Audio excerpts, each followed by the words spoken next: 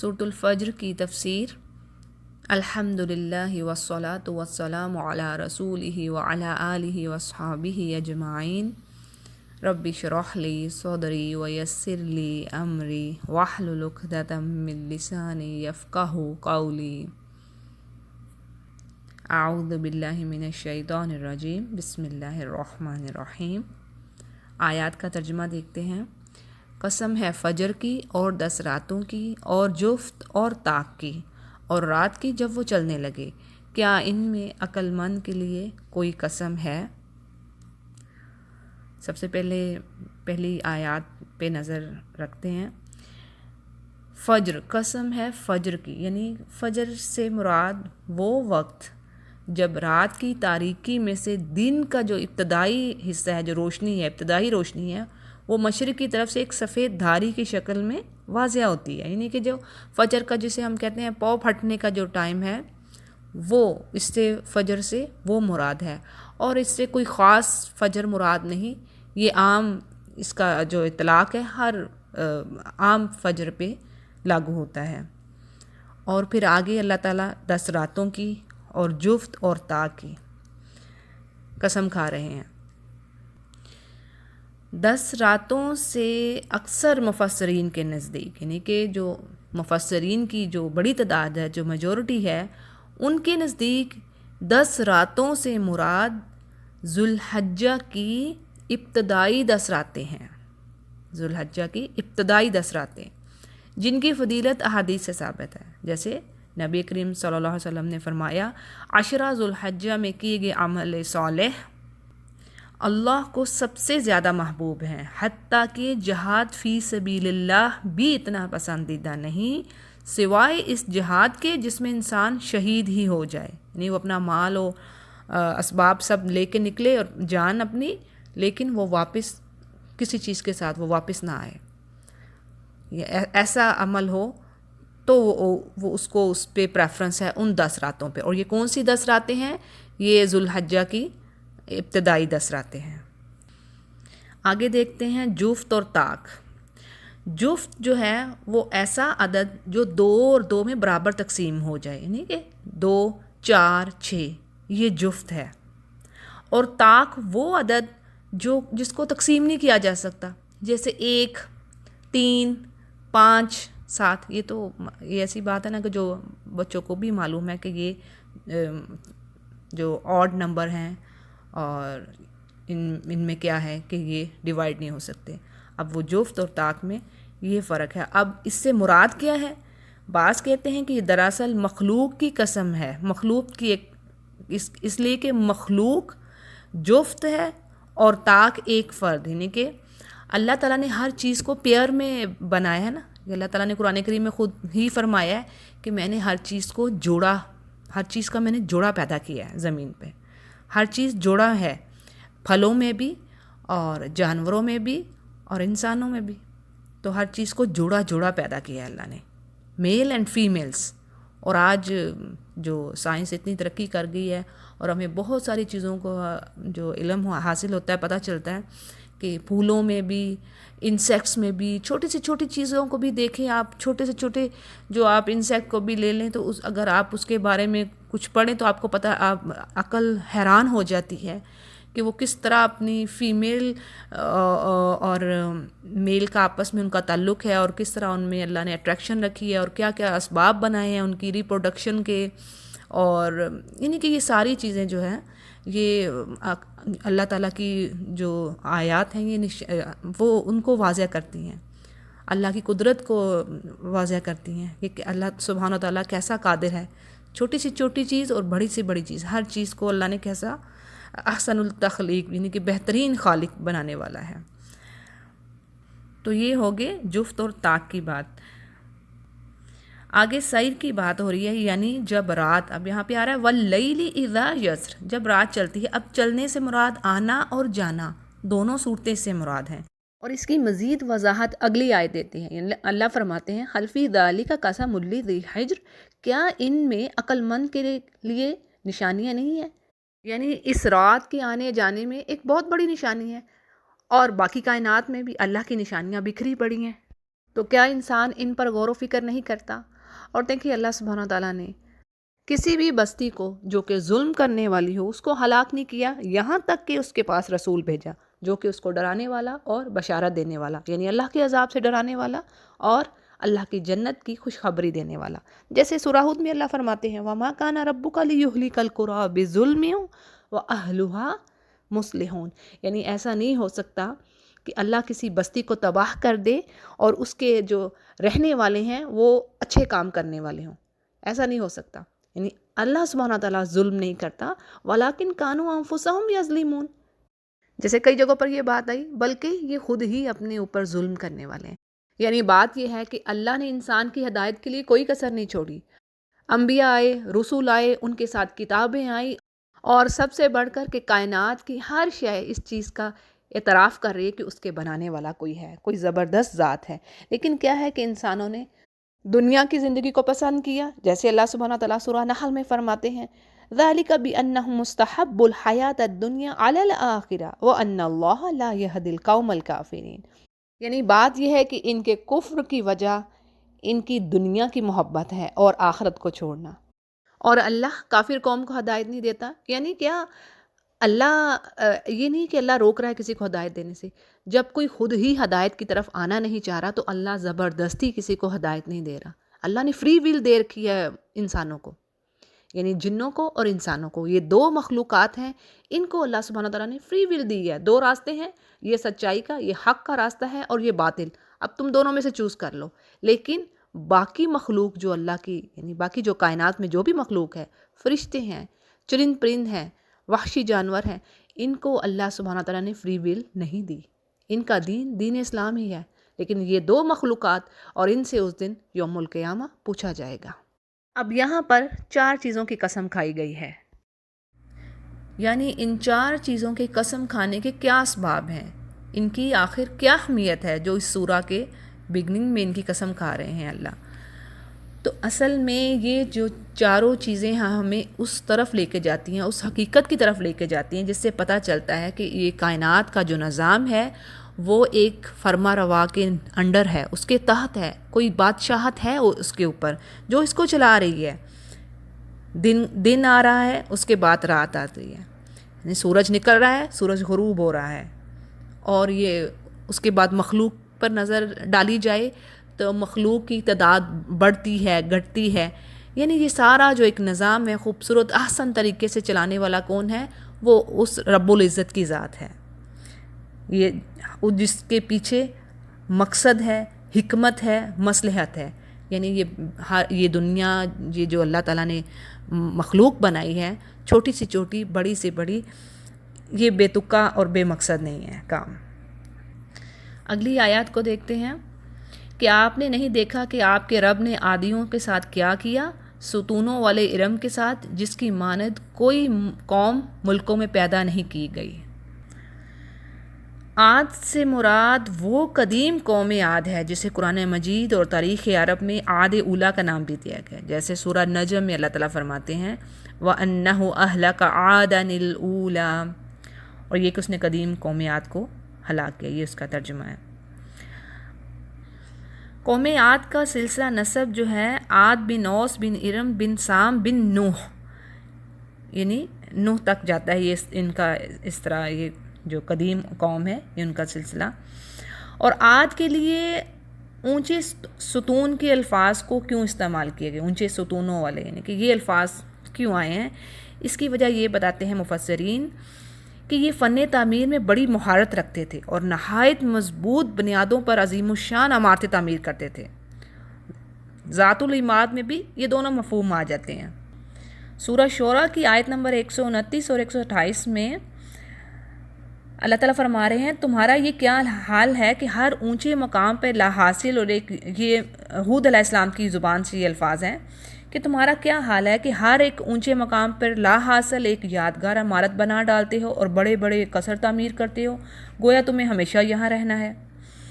تو یہ اس قوم کا یہ ایک شغل تھا کہ یہ اسی لیے ان کو ستونوں والے جو ہے ستونوں والے ان کو کہا گیا ہے۔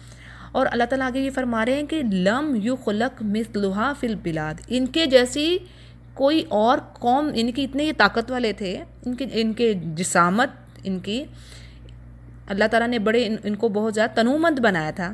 تو اللہ تعالیٰ یہ خود فرما رہے ہیں کہ ان کے جیسی کوئی دوسری قوم میں نے شہر میں نہیں بنائی، ملکوں میں نہیں بنائی. یعنی یہ دراز قامت اور قوت و طاقت والی قوم بے تہا اس چیز میں ان کو قوت حاصل تھی، جسمانی قوت حاصل تھی. اور یہ قوم کیا کہا کرتی تھی؟ من اشد منا قوہ، یہ سورہ سجدہ کی آیت ہے، حامیم سجدہ، کہ ہم سے زیادہ کوئی طاقتور نہیں. سورہ فصلت بھی اسے کہتے ہیں، حامیم سجدہ کو. سورہ فصلت میں یہ بات انہوں نے کہی ہے، من اشد منا قوہ. اور پھر آگے اللہ تعالیٰ نے کیا ہے، ان کو کہا کہ ان کو کیا پتہ نہیں ہے جس نے ان کو پیدا کیا ہے وہ ان سے زیادہ طاقتور ہے آخر، جو ان کو تخلیق کر رہا ہے. تو یہ قومیں جو عاد ہے ان کا حال ہے. اگلی جگہ پہ اللہ تعالیٰ فرما رہے ہیں اور سمودیوں کے ساتھ جنہوں نے وادی میں بڑے بڑے پتھر تراشے، اور فرعون کے ساتھ جو میخوں والا تھا، ان سبوں نے شہروں میں سر اٹھا رکھا تھا اور بہت فساد مچا رکھا تھا. آخر تیرے رب نے ان سب پر عذاب کا کوڑا برسایا. حضرت صالح علیہ السلام کی یہ قوم تھی سمود. اللہ نے اسے پتھر تراشنے کی خاص صلاحیت و قوت عطا کی تھی، حتیٰ کہ یہ لوگ پہاڑوں کو تراش کر ان میں رہائش گاہ تعمیر کرتے تھے. جیسے قرآن کریم میں ایک اور جگہ پہ آتا ہے، سورہ شعراء میں 149 نمبر آیت ہے، اور تم پہاڑوں کو تراش کر اس پر تکلف مکان بناتے ہو. اور غالباً تاریخ میں وہ پہلی قوم ہے جس نے چٹانوں کے اندر اس طرح کی عمارتیں بنانے کا سلسلہ شروع کیا. یہ تفہیم القرآن میں یہ بات آ رہی ہے کہ یہ غالباً یہ ان کا خیال ہے کہ یہ پہلی قوم ہے جس نے یہ جو پتھر کو تراش کر اس میں گھر بنانے، پہاڑوں پر گھر بنانے کا یہ کام شروع کیا تھا. آگے دیکھتے ہیں میخوں والا. یہاں پہ فرعون کی بات ہو رہی ہے. اب اس سے میخوں سے کیا مراد ہے؟ اس کے کئی مطلب ہیں میخوں کے.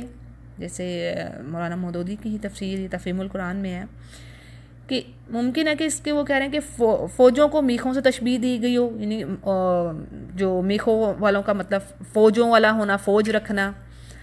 اور اس طرح اس میں کچھ اور میننگ بھی آ رہے ہیں. اور جو غالب جو معنی آ رہا ہے، جو اس میں جس پہ مفسرین کا زیادہ خیال ہے، وہ یہ کہ وہ لوگوں کو میخیں گاڑ کر ان کو عذاب دیتا تھا. تو یہ غالب امکان ہے کہ اس سے مراد میخیں والا، اسی لیے میخوں کا لفظ استعمال ہوا ہے کہ وہ لوگوں کو عذاب اس طرح دیتا تھا کہ میخیں گاڑ کر ان کو گاڑ دیتا تھا زمین پہ. تو یہ اس لیے جو الفاظ ہیں میخوں والے یہ لفظ آیا ہے. یعنی مفلسی اور تنگ حالی میں بھی اللہ کا شکر ادا کرنا ہے. کسی امتحان میں، کسی آزمائش میں صبر اور قناعت کے ساتھ اللہ کی رضا پہ راضی ہونا ہے، اور جائز جو حدود ہیں اس کے اندر رہتے ہوئے مقابلہ کرنا ہے اور اللہ سے دعا کرنی ہے. اور اس سے ہم ایک اور چیز کیا سیکھ رہے ہیں اس آیت سے، کہ اللہ تعالیٰ فرما رہے ہیں کہ جب وہ اس کو آزماتا ہے اور اس کی روزی تنگ کر دیتا ہے، اس سے کسی عالم کا کہنا ہے کہ انسان کے جب گناہ وہ کر رہا ہوتا ہے، اس کا جو پہلا اثر جس چیز پر پڑتا ہے، یہ بات بڑے غور کرنے کی ہے کہ گناہوں کا جو اثرات ہیں، اس کا جو پہلا اثر جس چیز پہ آ رہا ہے وہ آپ کا رزق ہے. ویسے تو جو بھی ہمارے اوپر کوئی آزمائش، کوئی چیز آ رہی ہے، مشکلات آ رہی ہیں، تو وہ ہمیں پیچھے جانا ہے اپنے اعمال کی طرف کہ یہ تو لازمی میرے اعمالوں کا نتیجہ ہے. اللہ تو رحیم ہے، اللہ تو غفور ہے، کیونکہ اللہ نے قرآن کریم میں کہہ دیا کہ تم اپنی جانوں پہ خود ہی ظلم کر رہے ہو. اللہ تو ظلم نہیں کرنے والا نا. ما کان اللہ لیظلمہم ولکن کانوا انفسہم یظلمون. یہ انسان تو خود ہی اپنی جانوں پہ ظلم کرتے ہیں، اللہ کسی پہ ظلم نہیں کرتا. تو بات یہ ہے کہ جب بھی کسی طرح کے بھی کوئی حالات، مشکلات تو آتی ہیں ہر کسی کو. ایسا تو نہیں ہو سکتا اللہ آزمائے نا. اللہ نے تو کہہ دیا میں نے آزمانا ہے، میں نے انسان کو آزمانا ہے. کوئی مال کی کمی سے، کوئی اولاد کی پریشانی سے، کسی ثمرات کی کمی، کوئی کاروبار کی نقصان سے، کسی نہ کسی طریقے سے، کوئی نہ کوئی جان کی جانے سے. یعنی کہ اللہ نے انسانوں کو تو آزمانا ہے، اور بس اللہ تعالیٰ جب آزمائے تو اللہ ہمیں ثابت قدم ہمیں پائے صبر کے ساتھ، اور ہمیشہ پیچھے اپنے اعمال کی طرف نظر کرنی ہے. ہاں میرے اعمال میں کچھ گڑبڑ ہے، میں نے اپنی جان پہ ظلم کیا ہے. اور یہ ایک عمومی بات آ رہی ہے کہ جو گناہوں کے اثرات ہیں سب سے پہلے رزق پر آتے ہیں، اور ہے بھی. قرآن کریم میں بھی آپ اگر دیکھیں تو یہ جو اگر سورہ نوح کو ہم دیکھتے ہیں اس میں کیا اللہ تعالیٰ فرما رہے ہیں، قُلْ تُسْتَغْفِرُوا رَبَّكُمْ إِنَّهُ كَانَ غَفَّارًا يُرْسِلِ السَّمَاءَ عَلَيْكُمْ مِدْرَارًا وَيُمْدِدْكُمْ بِأَمْوَالٍ وَبَنِينَ وَيَجْعَلْ لَكُمْ جَنَّاتٍ وَيَجْعَلْ لَكُمْ أَنْهَارًا. یعنی کہ اللہ خود ہی فرما رہے ہیں، کتنی چیزوں میں ہمیں ہدایت مل رہی ہے الحمدللہ، کہ تم استغفار کرو. استغفار سے کیا ہوگا؟ اللہ ہمارے گناہ معاف کرے گا. یعنی کہ سب سے پہلے گناہ ہی ہم نے، پہلی بات جو فرسٹ چیز کیا آ رہی ہے، گناہ مغفرت ہوگی. استغفار کرو. استغفار کرنے سے کیا ہوگا؟ گناہ مٹیں گے. گناہ مٹتے، اب جب گناہ کم ہوئے تو کیا ہوا؟ پھر اللہ تعالیٰ کہہ رہے ہیں اب آگے، یرسل السماء علیکم مدرارا، اب تم پر آسمان سے بارشیں بھی آئیں گی، تمہیں مدد دی جائے گی مال سے، اولاد سے، باغات سے، نہروں سے، یہ ساری چیزیں آ رہی ہیں. تو یہ تو اللہ تعالیٰ اور بھی کئی مقامات پر ہے کہ تم میرا ذکر کرو دیکھو اور میرے احکامات کو پورے کرو تو دیکھو میں تمہیں رزق کس طرح دیتا ہوں، پھر تمہیں اندازہ نہیں ہوگا. سورہ طلاق میں بھی ہے نا کہ تم میرے پہ توکل کرو، اللہ پہ توکل کرو اور اللہ سے اللہ کا تقوی اختیار کرو، تو پھر دیکھو تمہیں کہاں سے رزق آتا ہے تم اندازہ بھی نہیں کر سکتے. ٹھیک ہے، تو اس سے ان آیات سے ہمیں یہ سبق جو ہے وہ ہم لے رہے ہیں. اگلی آیات میں اللہ تعالیٰ فرما رہے ہیں ہرگز نہیں بلکہ تم یتیم سے عزت کا سلوک نہیں کرتے اور مسکین کو کھانا کھلانے پر ایک دوسرے کو نہیں اکساتے ایک دوسرے کو نہیں اکساتے. دیکھیں اس بات کو، یہ بات غور کرنے کی ہے. اور میراث کا سارا مال سمیٹ کر کھا جاتے ہو اور مال کی محبت میں بری طرح گرفتار ہو. اب یہاں پہ اللہ تعالیٰ یہ جو بات آ رہی ہے کہ تم یتیم سے عزت کا سلوک نہیں کرتے، یعنی اس کے ساتھ حسن سلوک نہیں کر رہے، اس سے مراد کیا ہے؟ یہ حسن سلوک جس کا وہ مستحق ہے. نبی کریم صلی اللہ علیہ وسلم کا فرمان ہے وہ گھر سب سے بہتر ہے جس میں یتیم کے ساتھ اچھا برتاؤ کیا جائے، اور وہ گھر بدترین ہے جس میں اس کے ساتھ بدسلوکی کی جائے. پھر اپنی انگلی کے ساتھ اشارہ کر کے فرمایا میں اور یتیم کی کفالت کرنے والا جنت میں اس طرح ساتھ ساتھ ہوں گے جیسے یہ دو انگلیاں ساتھ ملی ہوئی ہیں. دوسری بات اللہ کیا فرما رہے ہیں، یعنی تمہارے معاشرے میں غریبوں کو کھانا کھلانے کا کوئی چرچا نہیں ہے. یعنی خود تو درکنار دوسرے کو بھی نہیں ہم اکساتے کہ تم غریبوں کو، مسکینوں کو کھانا کھلائیں، نہ خود کسی بھوکے کو کھانا کھلانے پر جو انسان ہے خود وہ آمادہ ہوتا ہے. اچھا اس آیت کی تو ڈیٹیل میں جائیں تو پتہ نہیں قرآن کریم میں کتنے کے الفاظ ہیں اور کتنے، اس پہ تو صفحے بھر جائیں کہ مسکین اور یتیموں کے بارے میں اللہ نے جو ہمیں جو بتا دیا ہے. کچھ میں چند آپ کو کھانا کھلانے کے بارے میں جو خاص چیزیں ہیں وہ میں ضرور آپ کو بتاؤں گی کہ یہ کتنا ضروری کام ہے کھانا کھلانا مسکینوں کو. ایک صدقہ خیرات بھی ہم کرتے ہیں الحمدللہ، لیکن میں نے جو قرآن کریم میں جو جتنا اب تک جو میں پڑھ رہی ہوں، جو میں نے سمجھا ہے الحمدللہ، اس میں نے کھانا کھلانے کا بڑی ایک امیزنگ یہ بات ہے کہ آپ پیسے بھی دے دیتے ہیں کسی کو یا کچھ اور چیز بھی صدقہ ہو جاتی ہے، لیکن کھانے کھلانے کی اپنی ہی اہمیت ہے. جیسے سورہ مدثر میں بھی آ رہا ہے کہ جب وہ جنتی سوال کریں گے جہنمیوں سے کہ بھئی تم کیوں جہنم میں گئے، تو کیا جواب دیں گے آگے سے، قالوا لم ہم نماز نہیں پڑھتے تھے اور ولم نکن نطعم المسکین، ہم مسکینوں کو کھانا نہیں کھلاتے تھے.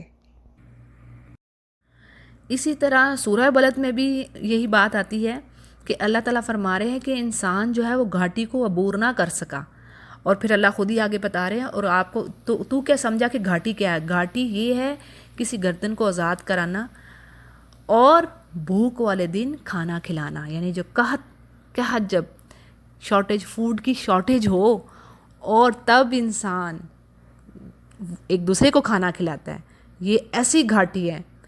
سبحان اللہ. اللہ تو ہم کتنے گنہگار اور کیسے اعمال ہمارے ہیں. اللہ یہ غفور الرحیم ہے. تو اللہ تعالیٰ فرما رہے ہیں کہ یہ ایسی گھاٹی ہے جس کو انسان کو عبور نہیں کر سکا. یہ گھاٹی کیا گھاٹی ہے؟ مسکین کو کھانا کھلانا اور جو ہے غلام اور لونڈی کو آزاد کرنا، اور کسی رشتہ دار یتیم کو یا خاکسار مسکین کو جو مٹی میں رول رہا ہے. یہ سورہ بلد کی آیات ہیں. کھانا کھلانے کے بارے میں بہت ساری جگہوں پہ آیا ہے، بہت. اسی طرح سورۃ الانسان میں بھی ہے. سورۃ الانسان میں جو نیک لوگ ہیں ان کی خوبی بیان کی گئی ہے کہ اللہ تعالیٰ فرما رہے ہیں، وہ کہتے ہیں کہ ہم تمہیں کھانا کھلاتے ہیں مسکینوں کو صرف اللہ کی خوشنودی کی خاطر. ہمیں تم سے کوئی شکر نہیں چاہیے، ہم تم سے کوئی شکریہ نہیں چاہیے. یہ سورۃ الانسان کی آیت نمبر 8 اور 9 ہیں. ان کا میں آپ سے کہوں گی کہ سورۃ الانسان کا ترجمہ ضرور پڑھیے. تو یہ تو چند جو آیات ہیں میں نے آپ کے آگے رکھی ہیں کھانا کھلانے کے بارے میں. اسی طرح آپ صلی اللہ علیہ وسلم کی اتھینٹک حدیث ہے کہ آپ سے پوچھا گیا اسلام کیا ہے، تو آپ نے کہا سلام کرنا، یعنی سلام پھیلانا ایک دوسرے کے درمیان، اور کھانا کھلانا. کیسی خوبصورت بات ہے، 2 لفظوں میں بات پوری ہوگی. یہ اسلام ہے، یہ اسلام کی خوبصورتی ہے. تو حاصل یہ ہے کہ ہمیں صدقہ خیرات اور یہ مسکینوں کو کھانا کھلانے کی طرف رغبت کرنا ہے. جو نہیں جس کی عادت اس کو اس چیز کی عادت کو اپنانا ہے. آگے اللہ فرما رہے ہیں کہ تم میراث کا مال جو ہے نا وہ کھا جاتے ہو. یہ انسان کو کہا جا رہا ہے، اور تم مال سے بہت زیادہ محبت رکھتے ہو. اس کی تفسیر میں یہ ہے کہ عرب میں عورتوں اور بچوں کو تو میراث سے ویسے ہی محروم رکھا جاتا تھا، اور لوگوں کا یہ نظریہ اس بارے میں یہ تھا کہ میراث کا حق صرف ان مردوں کو پہنچتا ہے جو لڑنے اور کنبے کی حفاظت کرنے کے قابل ہوتے ہیں. یعنی اس میں عورتوں اور بچوں کو محروم کر دیا جاتا تھا میراث سے. اور بعض کا تو ایسا بھی ہوتا تھا کہ جو خاندان کا جو بڑا با اثر شخص ہوتا تھا وہ ساری کی ساری میراث جو ہے نا وہ خود سمیٹ لیتا تھا. تو یہ زمانہ جاہلیت میں یہ کچھ ہو رہا تھا. اور آگے اللہ فرما رہے ہیں کہ تمہیں مال سے شدید محبت ہے، یعنی جائز و ناجائز، حلال و حرام، اس کی کوئی فکر نہیں، بس کسی نہ کسی طریقے سے مال جو ہے وہ آ جائے. اسی طرح ایک ابو بکر صدیق رضی اللہ عنہ کا ایک قول ہے کہ آپ رضی اللہ عنہ نے فرمایا کہ انسان کا جو حرص ہے انسان کی وہ نہیں بھرتی. اگر اس کے پاس ایک سونے کی وادی ہو تو وہ چاہے گا دو اور آ جائیں. یعنی کہ جو مال کی حرص ہے اس میں کمی نہیں آتی، یہاں تک کہ وہ اللہ کا تقوی اختیار کرے. جب تک اللہ کا تقوی اختیار نہیں کرتا انسان کی یہ جو مال کی حرص ہے اس میں کمی نہیں آتی. اسی طرح آپ سورہ الحاکم التکاثر میں بھی تو یہی چیز دیکھتے ہیں، الحاکم التکاثر حتی زرتم المقابر. یعنی کہ اللہ تمہیں غفلت میں ڈالے رکھا، یعنی موت آ گئی اس مال کی حرص نے، زیادتی کی حرص میں، یہاں تک کہ تم نے قبریں جا کے دیکھ لیں. یہ بھی ہلا دینے والی آیات ہیں الحاکم التکاثر کی. اگلی آیات میں اللہ تعالیٰ فرما رہے ہیں ہرگز نہیں جب زمین پہ در پہ کوٹ کر ریگزار بنا دی جائے گی اور تمہارا رب جلوہ فرما ہوگا. اس حال میں کہ فرشتے صف در صف کھڑے ہوں گے اور جہنم اس روز سامنے لے آئی جائے گی. کہا جاتا ہے کہ جب فرشتے قیامت والے دن آسمان سے نیچے اتریں گے تو ہر آسمان کے فرشتوں کی الگ صف ہوگی، اور اس طرح 7 صفیں ہوں گی جو زمین کو گھیر لیں گی.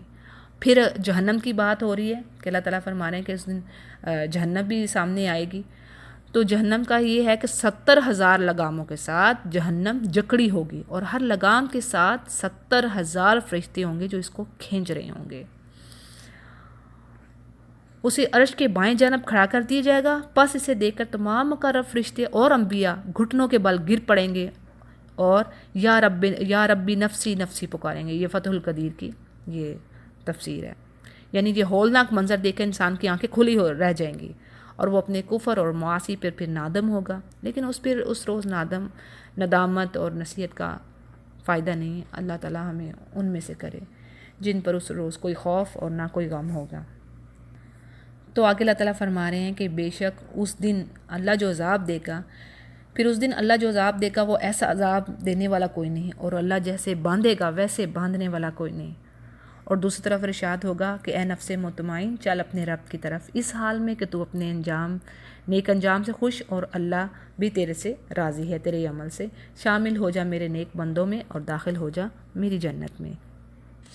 یعنی جو نیک اور پاکیزہ روح ہے اس کے لیے اجر و ثواب اور نعمتیں ہیں جو اللہ نے اپنے بندوں کے لیے تیار کر رکھی ہیں۔ بعض کہتے ہیں کہ قیامت والے دن یہ کہا جائے گا کہ موت کے وقت بھی ایک تو موت کے وقت بھی فرشتے جو ہے نا خوشخبری دیتے ہیں، جو نیک روح ہوتی ہے، جو صالح روح ہوتی ہے، کہ ارجع الی ربک، تو چل اپنے رب کی طرف سے۔ اسی طرح قیامت والے دن بھی ان سے یہ کہا جائے گا۔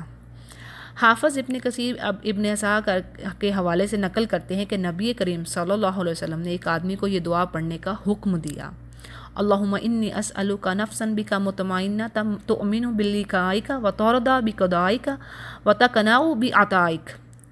اے اللہ میں تجھ سے ایسے نفس کا سوال کرتا ہوں جو تیرے ساتھ مطمئن ہو، تیری ملاقات پر یقین رکھے اور تیرے فیصلوں پر راضی رہے اور تیرے دیے ہوئے پر قناعت کرے۔ یہ بہت ہی خوبصورت دعا ہے، انشاءاللہ ہم آنے والے دنوں میں اس کو بھی یاد کریں گے انشاءاللہ۔ تو یہ رہی تھی آج کی تفسیر۔ وآخر دعوانا ان الحمد للہ رب العالمین۔